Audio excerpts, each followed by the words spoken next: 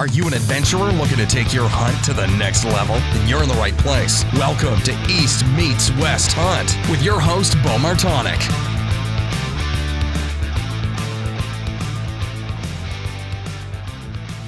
Hey everyone, welcome back to another episode of the East Meets West Hunt podcast presented by Spartan Forge. On today's episode, I am joined by Connor Brockhouse, Colbi Geis, and Ryan Haines. So we met on a hunt with QuietKat in Illinois and sat down one afternoon to talk about spot and stalk deer hunting in the Dakotas, Wyoming, and Arizona, and really applies to anywhere where there's open country spot and stalk abilities. So we discussed stories from Connor's epic start to the season with a giant velvet whitetail on the ground, a 198-inch monster mule deer in Wyoming, glassing tactics for different times of the day, passive versus aggressive, Arizona over-the-counter mule deer hunting in January using bow-mounted decoys, the QuietKat e-bikes, and much more. On this week's Mountain Buck Monday Story of the Week, we have a story coming out of Virginia from Joey Beans. And Joey wrote in, October came and went. I did not like the area I was in and decided I needed something fresh. Sunday, November 8th, 2021, I went to a completely different area of the National Forest in southwestern Virginia to speed scout and deploy a cell cam. I found awesome sign going in, but coming out, I had the pleasure of being cut off at a draw by a mature 9 chasing a doe. Due to no hunting on Sundays in the National Forest, I was forced to watch them at 20 yards for the longest, sickening 3 minutes of my life. Regardless, it was an awesome experience to be that close to a mature mountain buck. Needless to say, the chase was on. I hunted that area 2 times in hopes he had her locked down in there, but no luck. Rifle season came in, and so did the other hunters. On November 16th, I decided I would take a different approach since the wind would switch from west to south around 8:30 a.m. and blow up the mountain. With most of the hunters being low, their scent would carry up with the wind, pushing the deer up in theory. I planned to hike the leeward side and wait till the wind switched to crest over, stay high, and stalk about a mile towards a bench and a draw. 200 yards into my stalk, I'm on the high side of a giant saddle about 2,800 foot in elevation. Busting behind me in the saddle is a doe. She drops down out of sight. The rut is on, and I know it's coming behind her. Slowly, he appears and stops, quartering to me. I ranged him at 102 yards and took the shot. He leaped off the ledge and sounded like he slid down through the leaves. The shakes and panic sunk in. No indication that I had made a good hit besides the sound of leaves sliding and the shot feeling good. I was 50-50, so I waited and glassed for blood.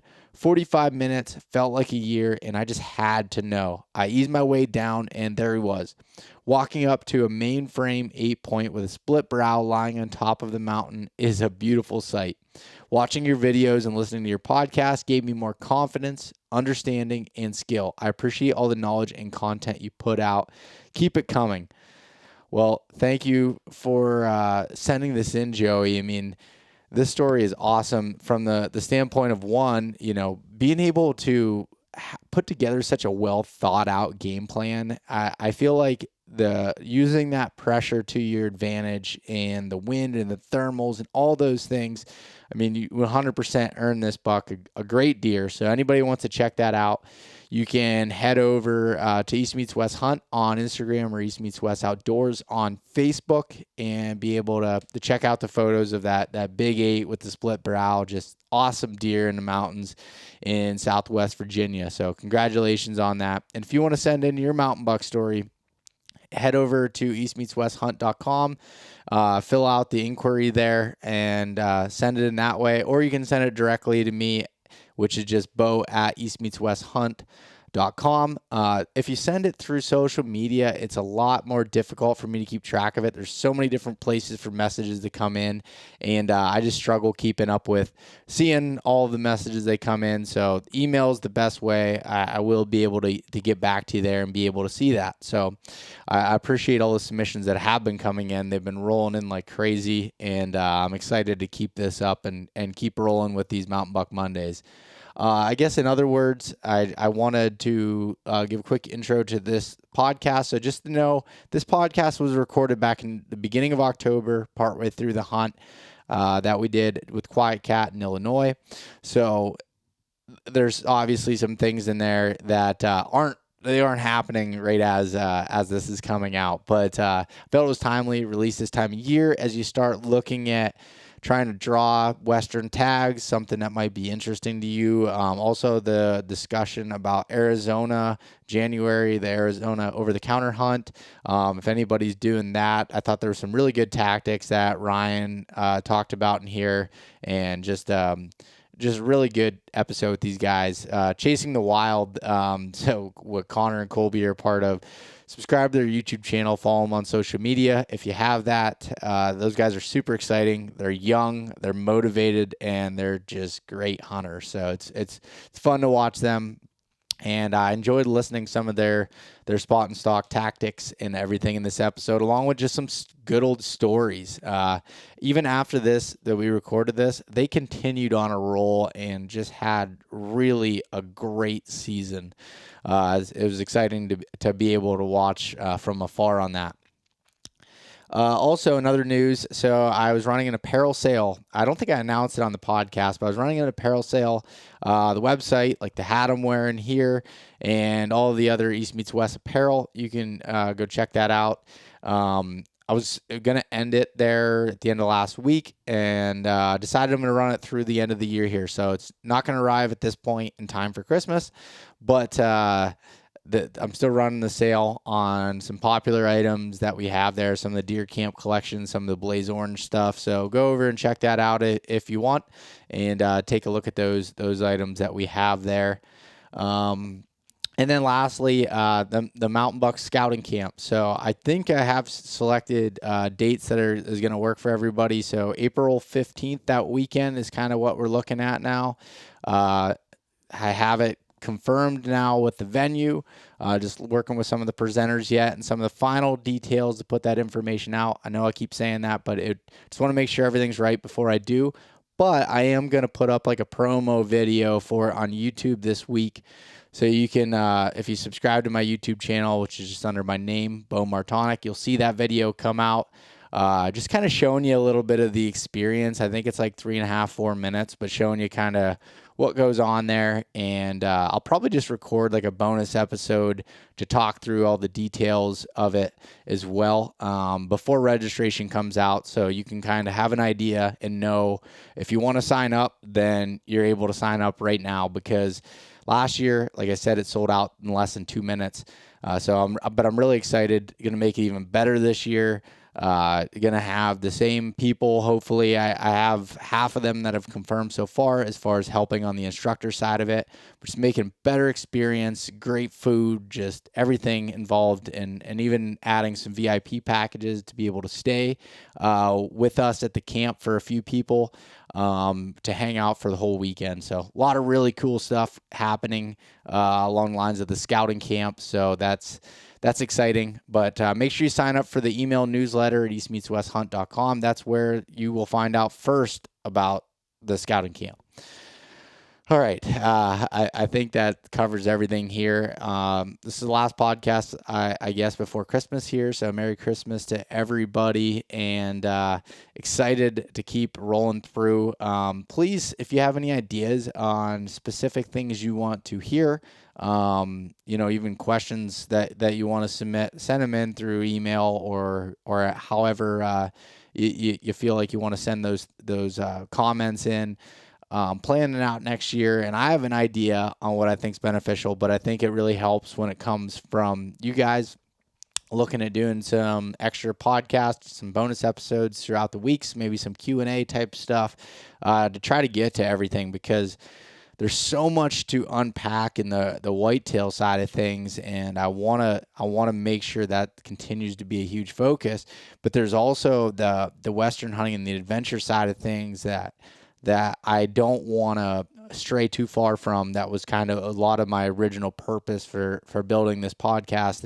And I think there's a lot of beneficial information there for people to be able to help plan some of their dream hunts, or just learn how to go out of state and try something new. So you can try to get all that stuff in here this coming year and continually make this podcast better and as best as possible.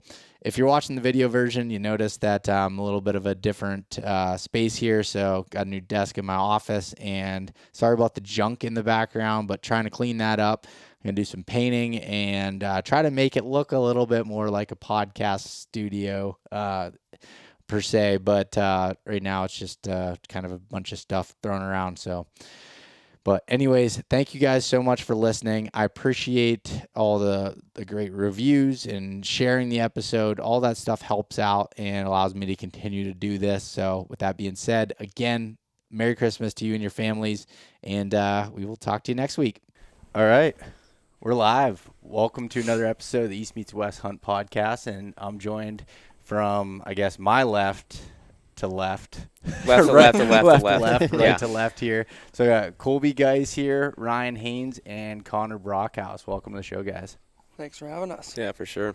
Yeah, I'm excited. We're out here in Illinois on doing this QuietKat hunt, and nobody's killed any deer yet, but we almost one had go down. Oh, yeah, we did kill it. Yeah, Jay did. Yep. We almost got one last night, though. So none of us have killed anything. Yep. Thus four. Matter of time. Yeah, for sure. Yeah. Definitely, but no, I wanted to get you guys on the show here because you're from different parts of the country and do some really cool stuff. So first, we'll start with Connor and then go to Colbi and then Ryan. A little out of order, but Connor and Colbi kind of are a package deal. So let's Connor start with you, a little bit of a background. Where you're from, what your style hunting's like. Yeah, man. So I actually grew up in southwestern Minnesota doing your typical whitetail deer hunting, just sitting in a stand. You'd hunt. Everyone would hunt opener. It was a tradition. You'd get one tag. You were very limited. You only would hunt, 10-acre timber blocks. And then I got the opportunity to move out west with my family to western South Dakota. And, man, that just opened up so many different doors. We really started getting into the spot and stalk style of hunting, especially mule deer, going out there and just glassing. I mean, you'd be running your glass for hours upon hours compared to sitting in a tree stand where you barely ever glass. So, our style of hunting, optics are huge. You have to have great optics, and especially for antelope even, and whitetail hunting out where we're from. It's all very similar.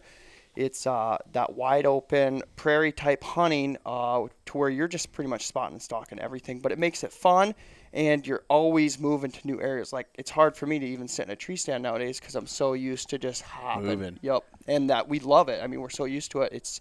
That's all we want to do is just spot and stalk style of hunting.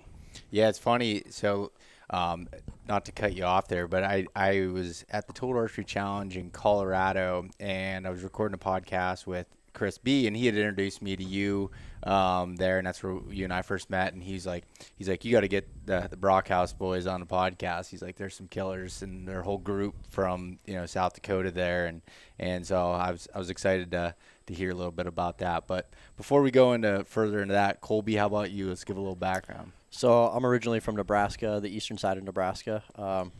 Most of what my history with deer hunting or big game hunting in general just goes pretty far back, but I wasn't really the biggest deer hunter up until this last year. Really? So I was pretty much balls out for waterfowl. That's pretty much all I did. I guided waterfowl, and all I could think about was geese. And then I think it was last year we met up for a mule deer hunt in West Nebraska, and that sealed the deal, and I was hooked. And I was like, I don't even want to think about a goose anymore. So I said, done with the geese, and I'm all out for deer now. That's a hard transition. It's a big change. There. Yeah, big transition. I literally shot him a text, and now he's pretty much been living with me for the past couple months. Just rolling. We don't even think Colbi about Brockhouse. ducks. Yeah, literally. No, literally. We don't think about ducks or geese. It's strictly just we're running for. So and before we go any further, talk about you guys' like the YouTube channel and stuff that you started recently. Yeah, so we're really excited to begin this journey. We've wanted to do it for a couple years now, and timing and work and this and that just hasn't lined up. And now finally we're starting. It's Chasing the Wild. We're on YouTube now, Instagram, all that, and we're just starting to film all of our hunts, it's very raw. It's very over-the-shoulder type stuff, which is kind of our style, though that spot and stalk, quick, aggressive, like we're just moving, and we're really excited to see where this goes, and talk about a killer first year. I mean, unreal. You guys just started and y'all are absolutely smashing it. Mm-hmm. We've been very blessed to have the opportunities that we've had the past just this month. It's been absolutely unbelievable. We've shot some of the biggest deer of our lives, and it's all been on camera for the first season. Yeah, that's pretty sick. Mm-hmm. And we'll dive into some stories of that in a minute. But I just wanted to say, like, I think it's cool what you guys are doing. It's like, it's probably tough. It's like, there's so many channels out there. There's so many of these things going on. But what I liked was I like that raw feeling of the stuff that you're doing. And then just like you just tell you're just a bunch of buddies that just love to have a good time and love to hunt and go out and just get after it. And I think that's a really cool. We want the audience to make it feel like as if they were there. That, the over the shoulder, like you're so involved in what's going on that it feels like it's happening. Yeah. That's kind of our goal. Bunch of raw emotion. Yep, 100%. Yeah, definitely. And Ryan, so let's talk a little bit about you. You come from a different area of the country. Yeah, definitely a lot different. I'm from southern Oklahoma, actually. Grew up in Texas, and I'm just a big whitetail hunter. I've been traveling out west now the last couple of years, though, and really falling in love with it. Maybe trying to drag the wife out west at some point, and maybe pack up camp from Oklahoma, but that's still to be determined. So, yeah, just a whitetail hunter, photographer, and that's really kind of what I call my bread and butter. Yeah. And your type of whitetail hunting is the tree stand style mainly? Yeah. I mean, completely what you would think of your perfect kind of rut style whitetail hunting. I mean, the last couple of years though, I really haven't hunted out much of tree stands as much as saddles. I mean, I'm a saddle hunter now. It's super mobile, super easy to get in. Public land, it makes it super easy to set up quietly, and so that's kind of what I've been doing the last couple of years. Is just kind of really focusing on knocking down some big whiteys. Yeah, and that's a cool area of the country. I mean, Oklahoma's been on my radar for a while. I just actually haven't. Well, by the time this one releases, that episode will probably be out. But I did one with someone from Oklahoma. We were just talking about all the different regions, and it's very diverse, cool. Super diverse and super people hate me saying this, but super public land friendly. And a lot of good whitetail states aren't like that. A lot of good whitetail states these days are all private lands. Texas is like that. I mean, 90% private lands. But Oklahoma, you have a lot of opportunity. And I've killed a lot of mature 5.5-year-old deer off of public land in Oklahoma, so it's definitely a spot to check out if you're in the into public land whitetail hunting. Yeah, and Texas is a little bit different. Texas is different. I'm only 30 minutes from the border, but it's absolutely amazing where we are. I know we've spoken about this a couple times. I'm in one of the few counties that's bow only, so we get to let those deer get mature and shoot some absolutely giant deer.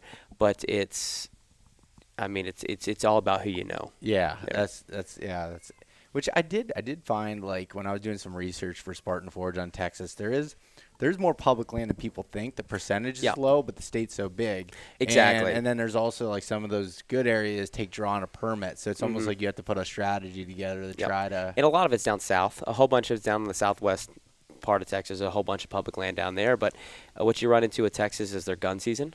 So our gun season opens in Texas in first weekend in November and goes through January. So it's like, I mean, on a lot of the public lands as well, you get that gun season that runs into all these different public lands allow it. So it's like you're sitting there and there's an orange army out there of just like hundreds of guys on an 800 track, piece of land, and it's like not even worth going to. But I know some guys who are public land killers in Texas though. I do.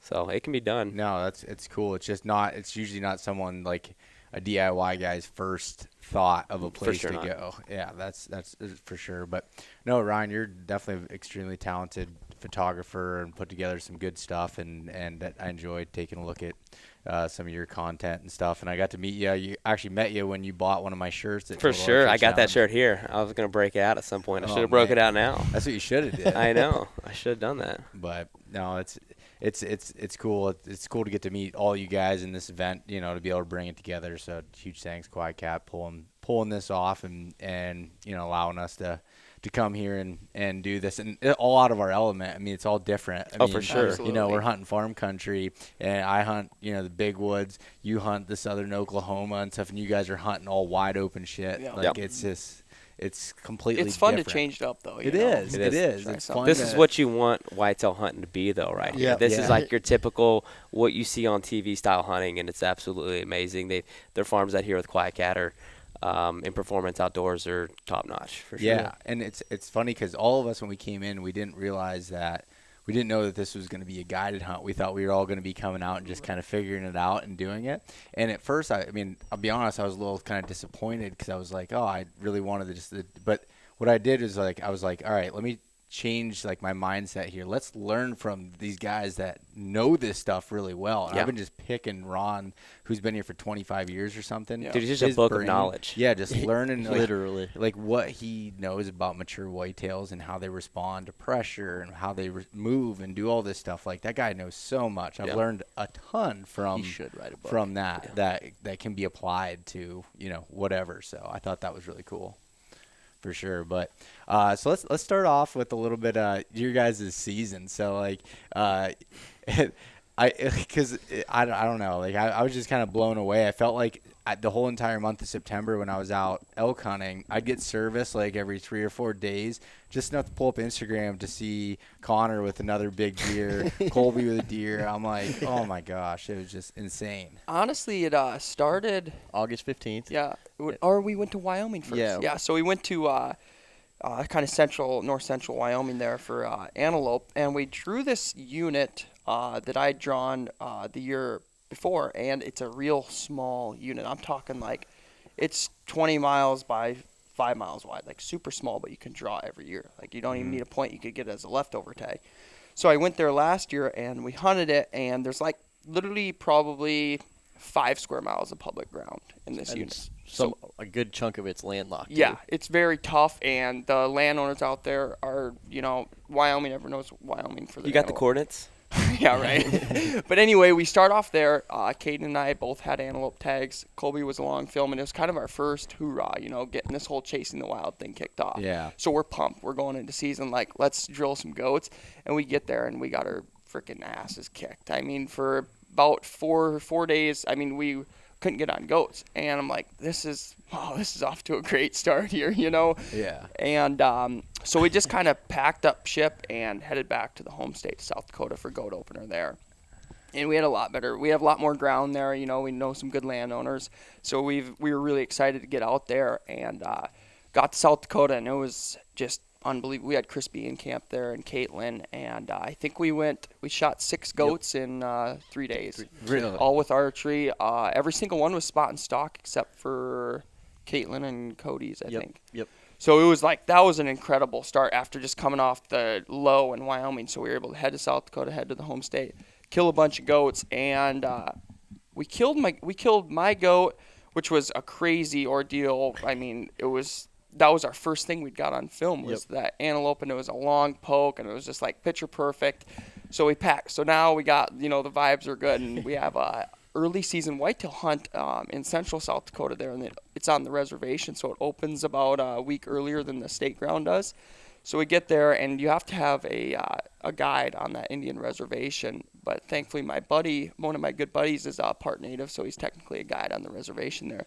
So we go out there, and man, their style of hunting is so different. Like we get there, and we're expecting, you know, your typical like hike back in. You know, you set up your tripod, you glass, you go from there. This homie was just literally bombing through, like on the res. They could just do anything on that travel ground. So he's just literally And then driving. his Ford Raptor. Yeah. We're just going down these draws, up these draws, just ripping across. Like I was Just like, blowing a out Ford deer left commercial. and right, and Yeah. I'm like, whatever. Like I'm just gonna not even say anything, let it go. And then after the first day, I'm like, hey, we gotta do something different here, because we're blowing these bucks out, and yeah, you can maybe get back on them, but for the most part, they're in the next county, you know. So we changed the game plan a little bit, and we just did your typical. We walk back into this. It's a mile-by-mile section of tribal ground with real deep, steep cuts and this and that, so it's kind of hard to glass, so we just kind of kept having to go over ridges. And that's where we shot that big velvet whitetail. We got in there about half. Connor was just like, one more ridge. One more ridge. So like One more as we're ridge. going in, I'm just like, because you can't see below these. There's these thick draws. Yeah. And we had honestly were going in there after mule deer. They'd killed some good mule deer bucks out of there. Go in there and we're actually getting ready to head out because we hadn't seen anything. So we're just getting ready to hike back out, and Colby looks over. Well, we were on this like little peninsula thing. Like we were just sitting there. I don't know, like 10 minutes. Yeah. And we're sitting there and we're like, all right, let's just head back. Like we're done with this. Flip around. We start walking. Maybe get like 20 yards into our walk, and I just out of my peripheral vision, I was just like, oh, there's a mule buck. Like I was like, let's get after it or whatever, because we really weren't seeing too many good bucks or just bucks in general in the area for what I thought. So we were just going at it. It was like 120 inch buck maybe. Yeah, if maybe like small mule deer buck. Like Yeah, real like small. 125 yards from us on the side hill, like up against this embankment. It was shaded, so we wrapped around. Yeah, so we wrapped around, got on top of him, and we're obviously filming. We only have 2 days to hunt this, so I'm like getting ready to shoot this 120-inch muley buck just because it was sweet. We were right on top of him, and no longer. Yeah, I it's was a really cool experience. Yeah. So I'm just getting ready to rinse this thing, and I look down the bottom, and there's this 150-inch whitetail just cruising. So instantly, my mind changed from this muley to this whitetail, and he's moving up into a draw. There's those He big was moving long. pretty quick, too. Yeah. So we just swing around real quick, start still hunting the draw pretty much, because not knowing exactly where he was going to be, we just slowly moved in there, and we had gone all the way through the draw and no sign of the whitetail buck, and there was the last pocket where he had went into, so we were like, maybe at this point I'm thinking maybe he like got in front of us somehow. That's how quickly he was moving. And then my other thought was like, maybe he just last spot we saw him, he bedded down in there. So then I get on my hands and knees, start crawling up, thinking that I might shoot him out of his bed there. Yeah. And sure enough, he must have just been milling around in that little bottom, and we meet in the middle at about 8 steps, and I just drill him. I mean, just frickin' center punch him at 8. It all happened so quick. He went, tumbled. It was just picture perfect. Another picture perfect. Connor, I had a heart love the attack. video of your reaction. It was just like priceless, pure dude. excitement. Emotion, like raw emotion. That's what. Literally, I thought I was going to have a heart. I literally had to lay down. I literally couldn't speak. I was just sitting there. I was like, what is happening? And Connor's like, dude, I'm having a heart attack. I'm literally having a heart attack. No, it was amazing. And then from there, what happened after that? Then we just started killing mule deer, pretty much. Dude, your brother got on a stud muley in the Dude, Milo. that one's a story. Yeah. That one has Like, a big that's story behind No, that. he's talking about snoots. snoot. Wait, what? I thought you said Cody. My No. bad. So we just pretty much killed state bucks from then on out, and we had a run-in with a buck that we called Butter Cutters, a big muley buck, and for some reason we just couldn't seal the deal on him. There was like we had 8 days to hunt him before we went on our Utah elk hunt. So I'm like, 8 days, we should be able to. And keep in mind, this is our like first year of actually having the time to do this. Normally I'm working a 9-to-5 job, only hunting on weekends. So I'm thinking to myself, if I have 8 consecutive days, there's no way that we're not going to get an opportunity to sling an arrow at this buck. Anyway, it just didn't work out. Just wasn't happening. Then we headed to Utah, had a great hunt there. My older brother killed a bull. We were on actually a lot of elk. It was kind of my first time doing a backcountry type elk hunt, kind of everyone's first time. So it was a great experience, learned a lot, and was able to kill that bull, Cody was. And then from there, we came back to South Dakota. It was about middle September, and I shot a whitetail buck over a water hole there, which was kind of cool because I never killed one over a water hole. It's so weird though, because the whitetails out there, there's not really a way to pattern them compared to whitetails in the Midwest. There's no pattern whatsoever. It's almost like a mule deer. They just kind of do their thing. One day here, the next day they're there. But I had a cell cam set up on a water hole, and they were hitting it pretty consecutively. So I shot a buck over that, and that used up my state tag, so I wasn't able to chase the big mule deer, the butter cutter buck. So I was kind of bummed out, but everything happens for a reason. So I was happy with the buck, and then that's when we went to just on a whim. We went to Wyoming, and that's Like the next day, it felt like. Literally, I logged on. Well, it was literally like we were just kind of in a lull, and Connor was just like, "Dude, let's ball out." Like as Beau was saying though, it's like I log on to Instagram and I see the waterhole buck, and like I feel like it was the next day you sent me a Snapchat of just as the story you'll get to in a second, but yeah, insane. it was just a couple consecutive days there of just getting blessed with amazing bucks, amazing opportunities. But like I said, we just turned around, shot that buck over the water hole, ripped over to Wyoming, that same area that we started off with goats. So the goat hunting, when we started August 15th, we'd seen some good muley bucks. Okay. So and I had a general tag for that same, that region there.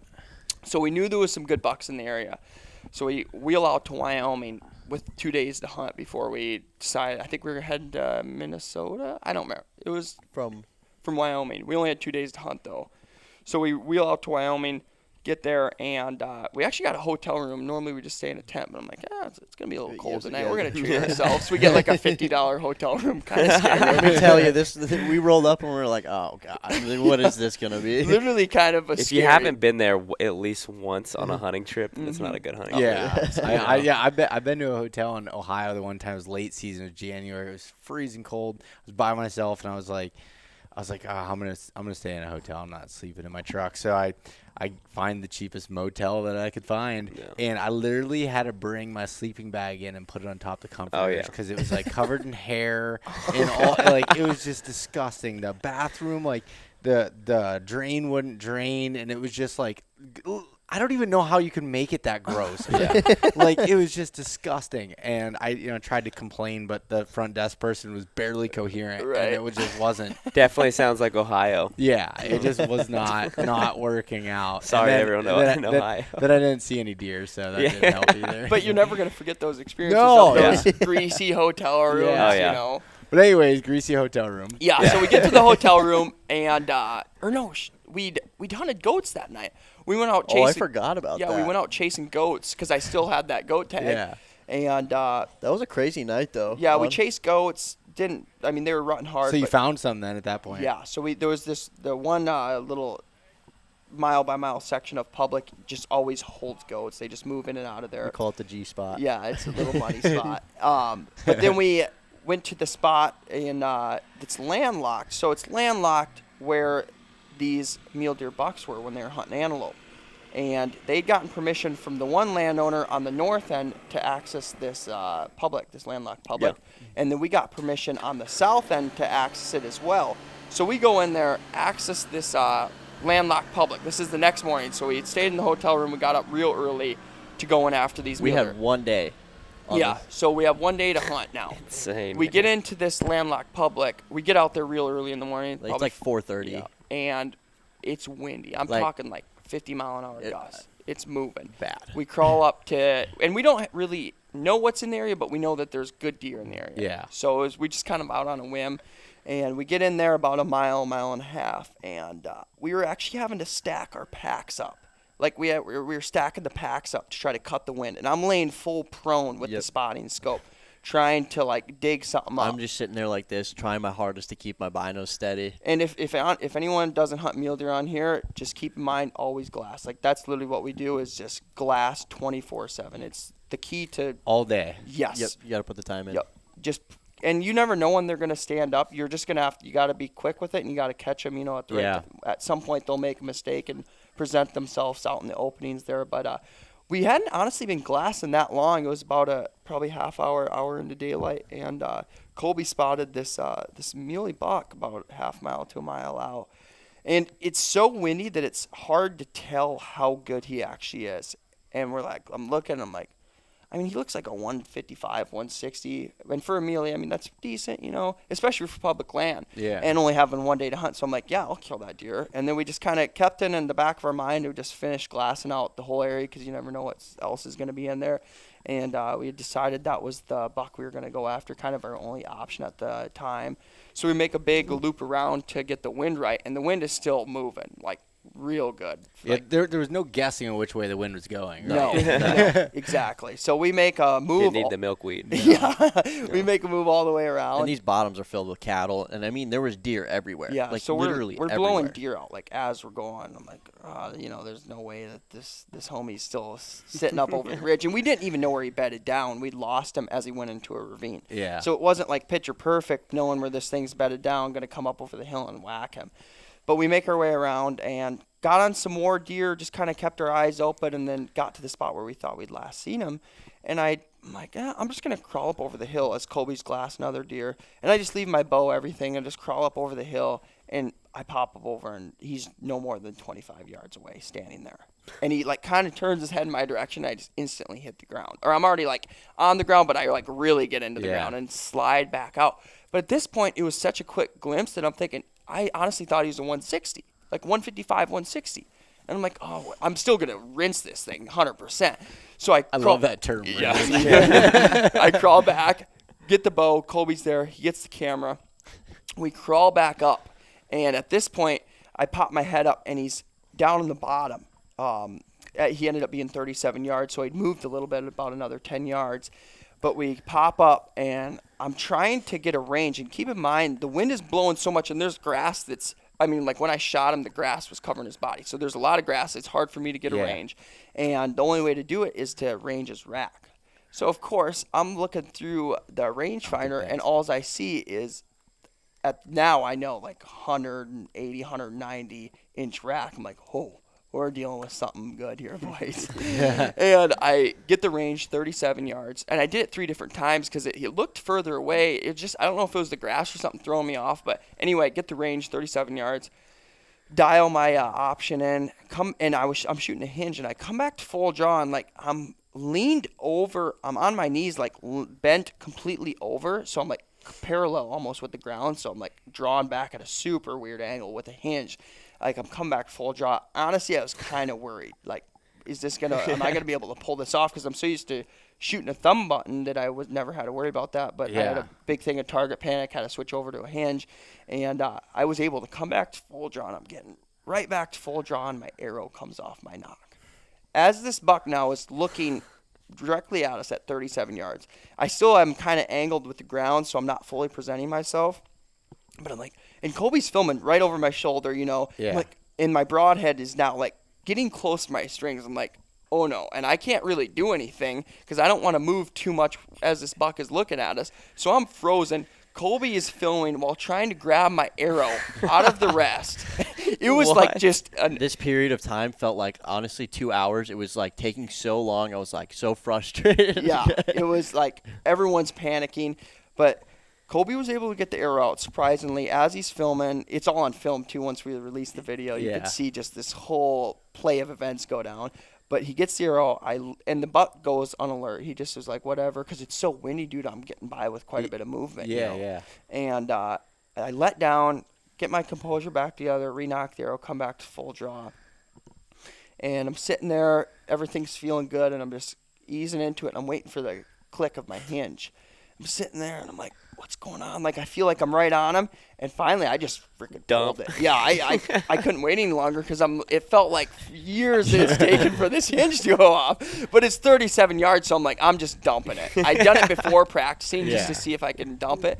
And I shoot, and it's so windy, and there's so much commotion. I can't hear a whack, nothing. He didn't even react. He just, like, ran off. And I obviously couldn't see my arrow because of the grass, so I'm like, instantly, dude, I thought I missed him. Like, even when I shot, I was like, I just missed that deer. I thought I shot right under him. And, like, I wanted to cry. I wanted to freak out. I was just, like, at a loss for words. But this deer took off down on the bottom, and we were up on top. So Colbs and I ran to the very top of the knoll to try to lay eyes on him. And I didn't even have my binoculars on me because I left him right where I shot him. So all I have is this little rangefinder. And I'm just looking through this huge bull. There's deer running everywhere, trying to lay eyes on him, maybe thinking I could get a second opportunity at this buck. We're looking. I can't see anything. This goes on for about 5 minutes, and we're just like, there was a whole range of emotion going on too. Yeah. Like I had this feeling so there was this little spike buck that was hanging out with one he shot, and he was just acting weird. He was just hanging around. Like, normally all these other deer are taking off, but this one's just lingering around, like acting really strange. So it gave me a gut feeling like maybe you did hit it. So we're just going through these emotions, and Connor's looking around, and from the point of view we were at, you could have seen this deer no matter where it would have ran. Like, we would have got eyes on it again. And yeah, so then we're looking, nothing, and I'm like getting to the point of I almost want to cry. Like, I at this point, it wasn't no 160-inch deer anymore. I knew what he was. I was range finding him at 37 yards. I was very upset. But so after 5 minutes, we're looking, and then I got this weird feeling. I'm like, maybe I did hit him. And then sure enough, I looked down on the bottom and he was 100 yards right there. I double lunged him. No. Oh yeah, way. he ran 125. What kind of luck yards. is that? Like usually it's completely opposite. You're like, oh yeah, I smoked that deer, and you completely miss him. Yeah, no, no one ever thinks that they, completely blow a shot then double lung him. Like who does that? Yeah, that is Well, when we saw, I cried. I saw him like down. he literally, like when he said that, we were just trying to like collect the fact that it was dead still, and then I just look over and Connor's just full out bawling his eyes out. I lost at that point, and then that's when we just laid our hands on him, and just a truly unbelievable giant deer. I mean, I'll probably not kill a deer like that for a very long time, especially with the bow. So super thankful, super blessed to have the season that we're having so How far. big was he then? 198. 198. Yeah. Oh my. 3 tritons on one yeah. side. I mean, he's Yeah. honestly. G2, fork. I saw the 3-3, pictures, but I don't know how to judge mule deer. So when he's they're like that realistically he's 170, 175 mainframe Yeah. typical, and then his junk just adds up. I Oh mean, he's my got, and he's God. real heavy. He's just like a Like beautiful, the most beautiful mule yeah, deer. and he's a very good scoring deer just because of his junk. you know? Yeah. And, So- we're not fishing here, so it's gross score, not net. Yeah, oh, exactly. Yeah. I mean, if he netted, shit, his one side's probably 10 inches bigger than his other side. Yeah, just 'cause of that's his- just such a When we were cool scoring deer. it, I didn't even shoot this deer. Like I got to experience it, and when we came to the final score, I just had to walk away, and I literally started crying. Yeah, 'Cause I was he like, lost it. I was like, I never thought I'd see a big deer of that caliber go down in my life.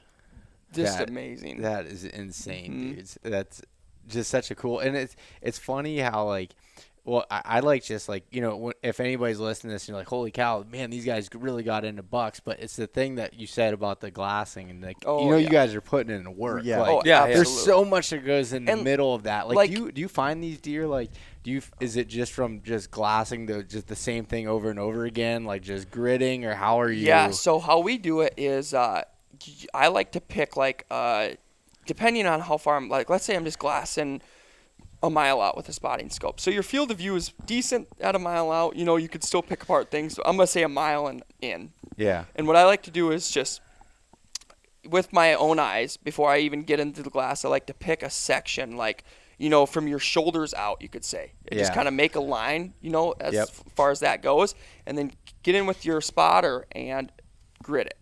Grid your section, Yep. from there, and then go to the next one.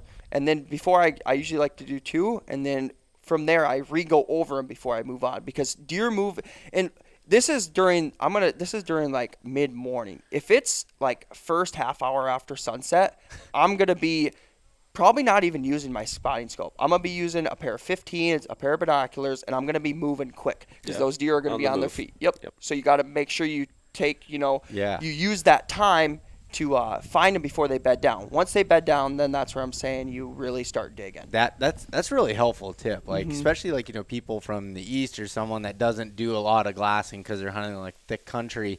When you go out there, it sounds so simple. You look and you find deer, but it's not. There's a strategy behind absolutely. it. And no, that's really helpful. And I know everyone I've interviewed that has been successful at spot and stock hunting, they all say they spot all day. They're not taking naps. If they do, they might rest their eyes for 10 minutes or so, but they're not they're not stopping in the middle of the day. It's just constant gridding and Another thing that I like to do, as far as spot and stock mule deer hunting goes, this goes back to glassing. Let the glass do the work. Don't just go traipsing into this piece after the morning hunt, because you're going to blow everything out. You might get lucky and something might blow out and you can re-get on, but for the most part, you're going to blow everything out.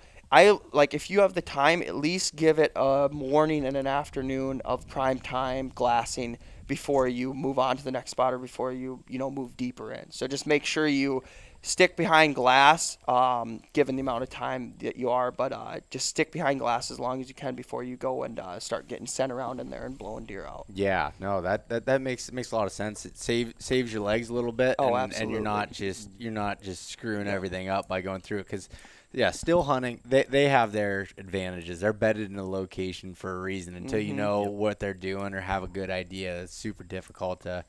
Do you find a difference with glassing whitetails versus mule deer? Or is it? So mule deer are whitetails. So we'll start with whitetails. you're going to have to usually catch them on their feet in the mornings. They'll bed down in ditches to where you can't even see anything. You know, Okay. it's not like a mule deer that's going to bed up in the shade on the side of a shale cliff, you know, where you can slowly work over and eventually find them. A whitetail, if you don't catch them on the move, coming from feed to bedding, there's not really much of a chance that you're going to be able to turn them back up when they bed down. That big whitetail that you shot the first one, was that in the morning or something? Yep, that was he was actually cruising around 9 o'clock in the morning, just randomly. I don't know what he was doing. It was rather late in the morning. Yeah, he was just. That's why I thought he might be better when I ended up shooting him, because it was so late in the morning. Yeah. But honestly, he must have just been.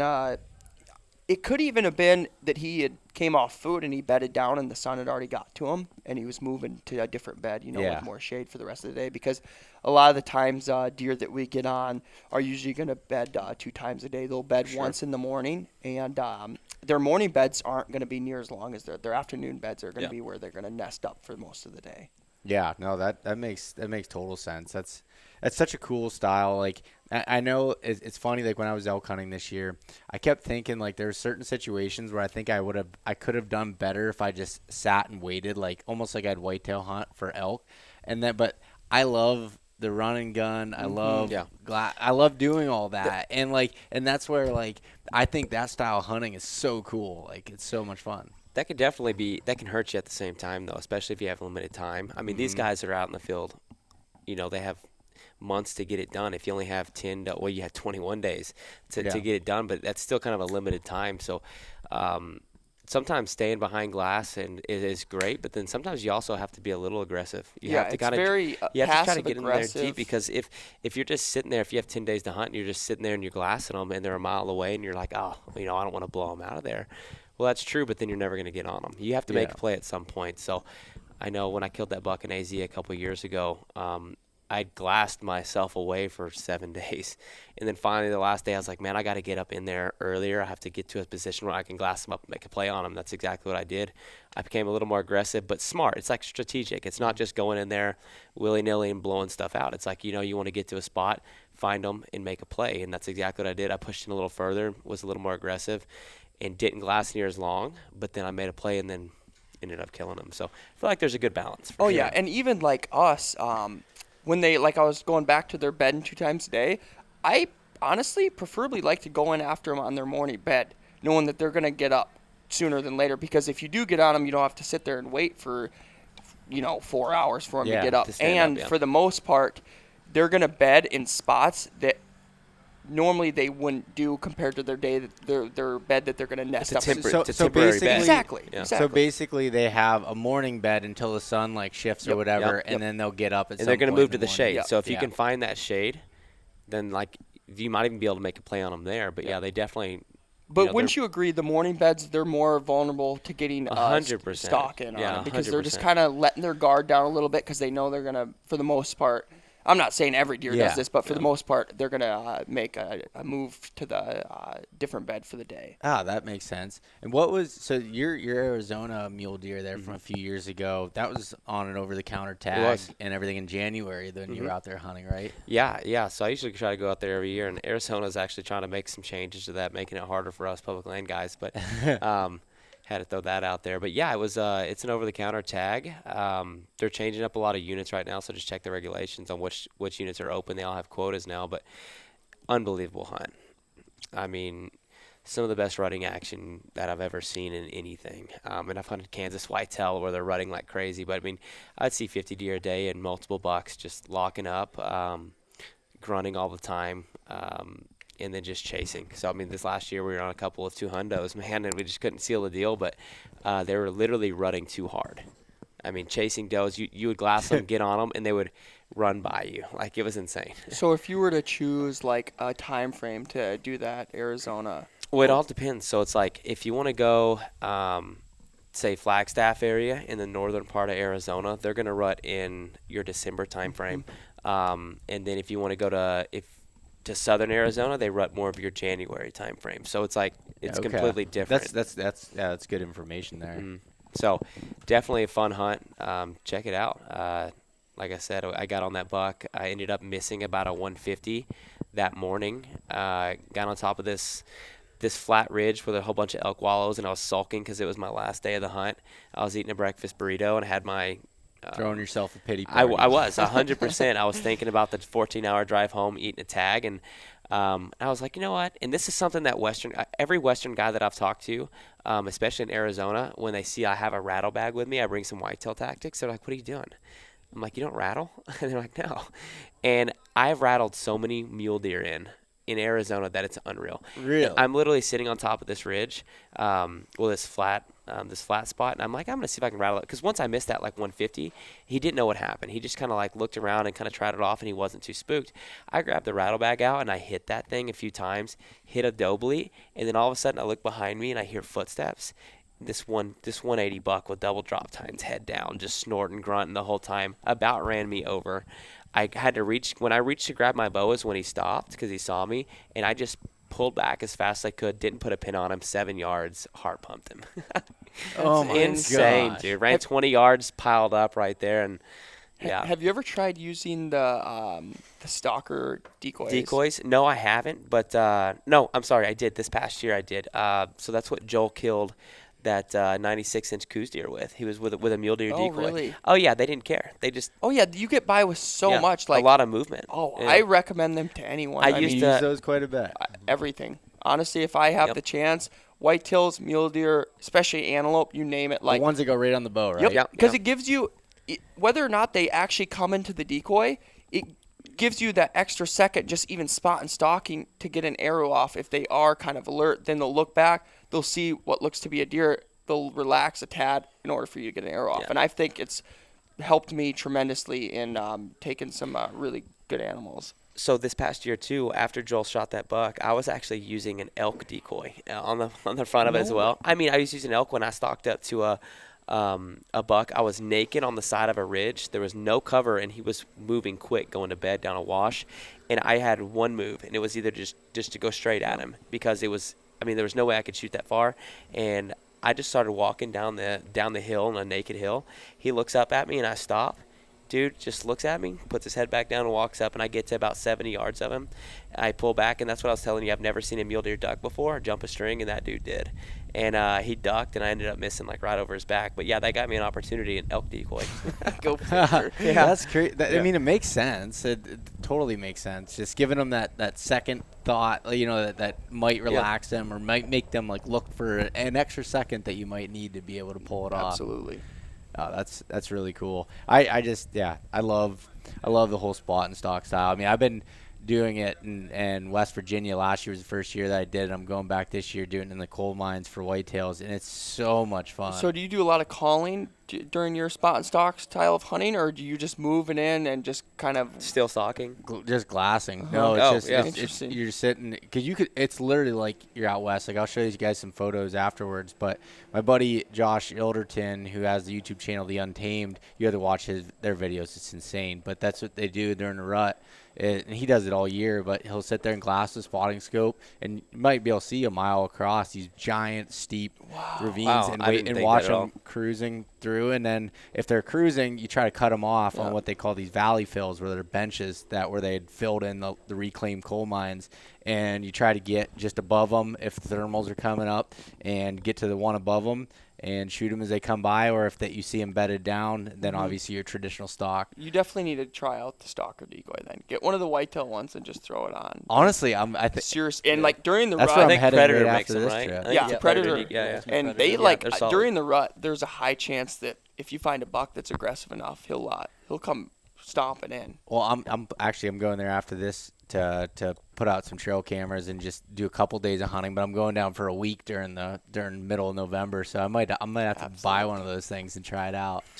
Oh, that'd be sweet. That's this kind of guy's hunting, dude. I Yeah. mean, that's your kind of whitetail hunt. That's right what there. gets me going. I mean, don't get me wrong, it's fun sitting in a tree stand and watching a big buck come under you, but there's nothing that gets me going when you're on the Being ground. on the ground that's tough. Like, I've learned, like, even just getting shots off, Oh, or yeah. like There's- you have to make things happen. Yeah, literally, and it's such a like very like traditional way of doing it. It's pure. It's very pure. Yeah. That's the word I'm And- looking for. And I love the journey. Like there's Yep. like there's a whole lot more that goes into the story, in my opinion, when you get to like be on the ground with them. Absolutely. Like it's not just your typical interview in a tree stand, and then the buck comes out. Like this is a whole story of you running in. You could get it done right away, or it could take you a while. You know, but I just love the style of hunting, and I plan on doing it for a very long time. And don't get me wrong, I do love sitting in a tree stand, but I would definitely prefer the spot style. Oh, that's cool. Well, hopefully by the time this comes out, I have more to report on how this hunt goes. But We're pretty confident. yeah, I'm feeling pretty good. The boys are due. Yeah, one of us gonna kill tonight. Studley's going down. It's been cool. It's been cool getting to use the QuietKats and using electric bikes and stuff, and excited to see other places that I'm able to use them. And for anyone that's listening, that's already messaged me, I know they're not legal in Pennsylvania on public ground right now, but there are some places that are private timber company properties, gas company properties that will allow them. You have to call and ask on a lot of those things, and it's every state's different, but I think they're super valuable. And I think they tool. would be especially valuable out west too. So if like any of the listeners plan on going out west, 100%. There's so many OHV trails. Absolutely. And depending on the OHV trails, I found that just about, they all, as long as some of them you need a permit to do it, but you can ride them on all of those. Yep. And then some of the mountain bike trails, depending on the state, has things. But yeah, you can think about like one of the things that we were using on this other hunt in Montana was night bugling. You can take a ride and cover miles at night and bugle and try to locate elk, and I think that's a really cool tool. Oh, for sure. I was in Colorado last year. It was my first time hunting public land in Colorado, and we're sitting there getting our asses kicked. I mean, it was a terrible time the first couple days, and we meet these older guys. I mean, they're all in their mid-60s. They all had big beer guts on them, and you wouldn't think they'd be able to hunt elk, at all. And they'd been there for maybe 3 or 4 days, and 2 of them had bulls. And we get to talking to them, and they've been hunting the same unit for 27 years. And he said every single year, out of the 3 of them, at least 2 of them get bulls. Sometimes all 3 of them get bulls. And I'm like, how are you doing this? And he sat down and he talked to us for about 2 hours in the middle of the day, and about just locating bulls. There's no way these guys are hiking up these steep slopes like we're doing. And he's like, you're going too far. He's like, you're trying too hard. I was like, what do you mean? He's like, one thing in this unit I've learned, he goes, don't throw a big bugle.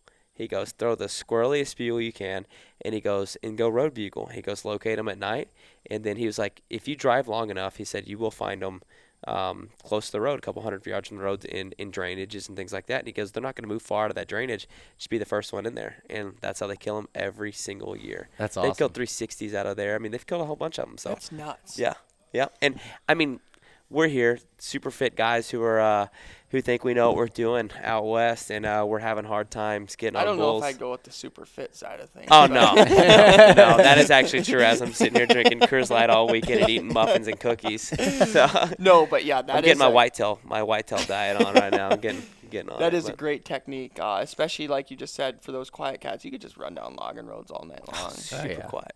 And just freaking. It does blow me away how quiet they are. Honestly. Oh, yeah. It's in their name. They're kind of like a cat. Yeah, exactly. Literally. Kind of like a cat, Yeah. No, but I appreciate you guys coming on and talking here. If you would, just kind of go through where people can follow along with your guys' stuff. We'll start with Connor and just go down the list. And absolutely. You can follow me on Instagram at Connor.Brockhouse. And then, like I said, our new Chasing the Wild official is both YouTube and our Instagram. Like I said, we're new, but I would follow along where there's going to be a lot of things in the dirt. More to come. I love it. That was a great sales pitch. Ryan? Yeah, if you want to check out some mediocre photography and just someone who likes to kill some stuff as well, you can look at Ryan Haines or One Shot Outdoors on Instagram and see if you can follow along and like to see some cool stuff. So if you want to see some decent work, doesn't compare to Ryan over here, No. but you can follow me at Colbi Geis, Colbi.Geis on Instagram, and then be sure to check us out at Chasing the Wild. Awesome. Well, thanks, guys. Let's get some lunch and head out in the tree. Absolutely. For sure.